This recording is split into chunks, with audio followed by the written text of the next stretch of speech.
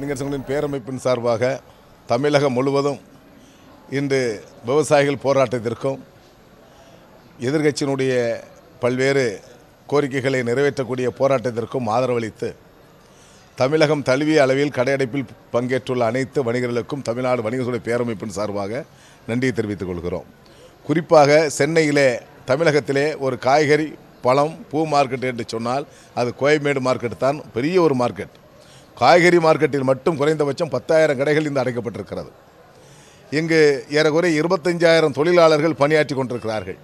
அத்தனை பேரையும் வேலை நிறுத்தத்தோடு இன்று இந்த கடையடைப்பு போராட்டம் என்பது விவசாயிகளுக்கு ஏற்பட்டுள்ள அவலங்களை போக்கிடவும் மாநில அரசு மத்திய அரசோடு வலியுறுத்தி இவர்களுடைய கோரிக்கைகளை நிறைவேற்றக்கூடிய வகையிலும் தமிழகத்திலே நீர் ஆதாரத்தை பெருக்கக்கூடிய வகையிலும் ஏரிகள் குளங்கள் எல்லாம் தூர்வாரப்பட்டு வரக்கூடிய காலத்திலே மழைநீரை சேகரிக்கக்கூடிய வகையில் இந்த போராட்டம் எடுத்துக்காட்டாக அமையும் என்பதை தமிழ்நாடு வணிகர்களுடைய பேரமைப்பு மாநில அரசையும் மத்திய அரசையும் வலியுறுத்துகிறது.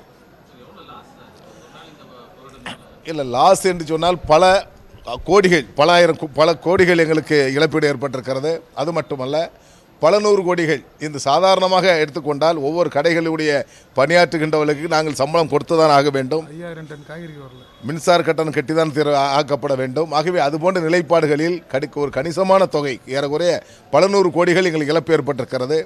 குறிப்பாக இன்று காய்கறி மார்க்கெட்டில் 5000 டன்னு காய்கறி, ஏன்னா காய்கறியை பொறுத்த வரைக்கும் அன்றன்றைக்கு பறித்து விற்பனை செய்தால்தான் அது விவசாயிகளுக்கும் இந்த வியாபாரிகளுக்கும் பாதகம் இல்லாமல் போகும். ஆனால் இன்று 5000 டன் காய்கறி விற்பனையை இங்கு தவிர்த்திருக்கிறோம் என்று சொன்னால் இந்த போராட்டத்திற்கு வியாபாரிகள் தார்மீக ஆதரவை தந்திருக்கிறோம்.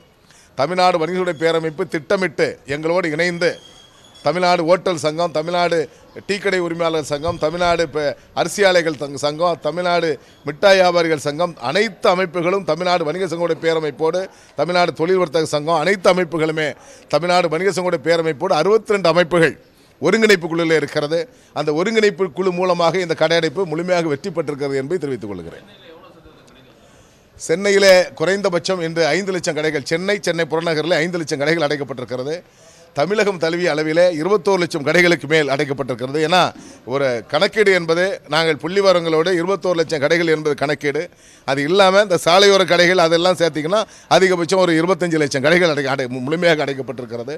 இந்த கடையடைப்பு என்பது வியாபாரிகளை வருகின்ற மே 5 மாநில மாநாடு இருக்கின்ற காரணத்தினால் சற்று தயக்கம் கூட இருந்தது.